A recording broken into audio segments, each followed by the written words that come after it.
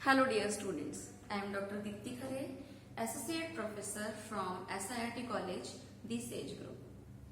आज के क्लास में हम इंजीनियरिंग केमिस्ट्री का थर्ड मॉड्यूल ल्यूब्रिकेंट्स की एक प्रॉपर्टी पढ़ेंगे जो है सैपोनिफिकेशन नंबर। सैपोनिफिकेशन नंबर को सैपोनिफिकेशन वैल्यू भी कहा जा सकता है। तो हम सैपोनिफिकेशन नंबर को इस तरह से डिफाइन कर सकते हैं। It can be defined as number of milligrams of KOH required to saponify 1 gram of oil. 1 gram oil को सैपोनिफाई करने के लिए जितने मिलीग्राम्स KOH की रिक्वायरमेंट होगी उसे हम सैपोनिफिकेशन वैल्यू या सैपोनिफिकेशन नंबर कहते हैं। तो number of milligrams of KOH required to saponify 1 gram of oil is known as saponification value. Saponification value को हम मिलीग्राम्स ऑफ KOH में एक्सप्रेस करते हैं। फॉर्मूला सैपोनिफिकेशन नंबर का या सैपोनिफिकेशन वैल्यू के लिए जो फॉर्मूला होता है वो है 56.1 into volume into normality divided by weight. यहाँ पर V जो है वॉल्यूम ऑफ KOH सॉल्यूशन है जो कि मिलीलीटर्स में है। N is the normality of KOH solution, W is the weight of fat or oil in grams and 56.1 is the molecular weight of KOH। तो ये फॉर्मूला जो है इसमें जब टाइट्रेशन की जाती है तो उस टाइट्रेशन में हम वॉल्यूम की, नॉर्मेलिटी की और वेट की वैल्यू पुट करके सैपोनिफिकेशन नंबर फाइंड कर सकते हैं। जो सैपोनिफिकेशन रिएक्शन होती है ये पहले आप पढ़ चुके हैं लेकिन मैं फिर से बता देती हूँ।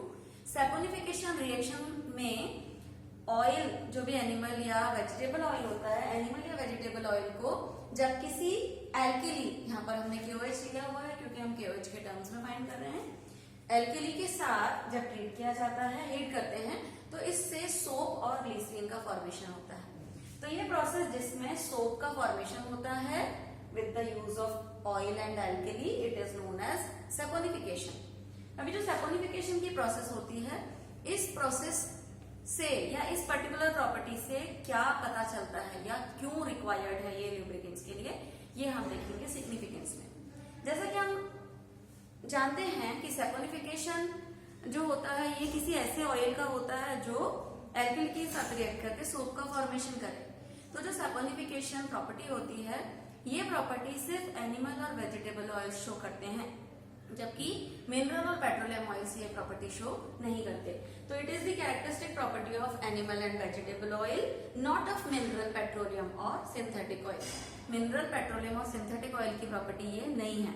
तो अगर किसी ऑयल की सैपोनिफिकेशन वैल्यू या नंबर कैलकुलेट किया जा रहा है मतलब वो ऑयल एनिमल या वेजिटेबल ऑयल होना चाहिए।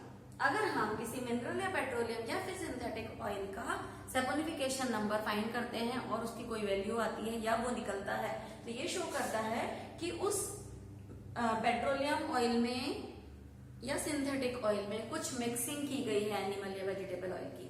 तो इट शोज दी एडल्ट्रेशन और mixing in any pure oil.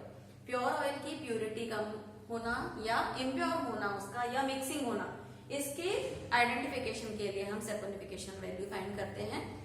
तो एनिमल और वेजिटेबल ऑयल्स की सैपोनिफिकेशन वैल्यूज होती हैं जबकि मिनरल, पेट्रोलियम और सिंथेटिक ऑयल्स की नहीं होती हैं।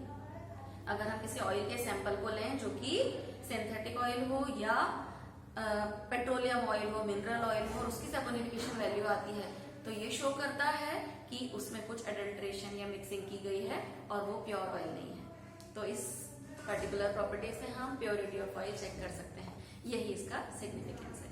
Thank you for today. We will discuss next lubricating property in our next video lecture. Thank you.